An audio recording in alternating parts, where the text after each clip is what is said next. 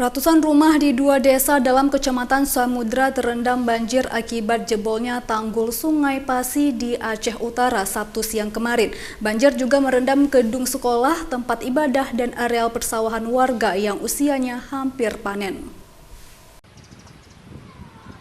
Banjir kembali melanda Kabupaten Aceh Utara. Banjir terjadi di 2 desa dalam Kecamatan Samudra akibat tingginya debit air Sungai Pase sehingga menyebabkan 2 titik tanggul sungai jebol.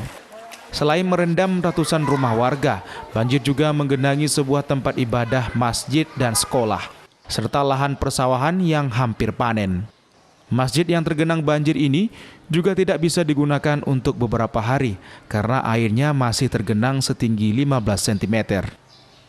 Akibat banjir, jalan yang menghubungkan antara kecamatan menjadi terganggu dengan genangan air di badan jalan. Kedua desa yang terdampak banjir yaitu Desa Tanjung Hagu dan Desa Madan, Kecamatan Samudra, dengan ketinggian banjir antara 50 hingga 80 cm.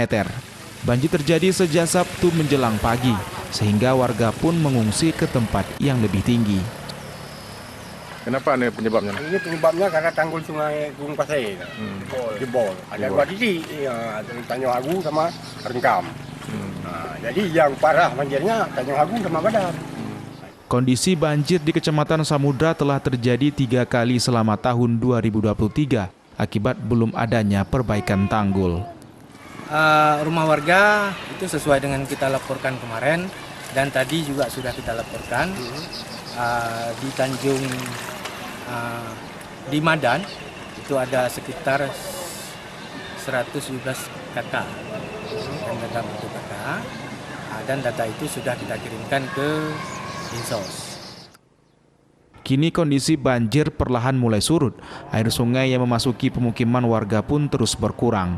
Pihak kecamatan telah mendata terkait kerusakan tanggul dan akan menyurati pemerintah provinsi untuk segera dilakukan perbaikan tanggul yang jebol agar dapat mengantisipasi terjadinya banjir susulan di kemudian hari.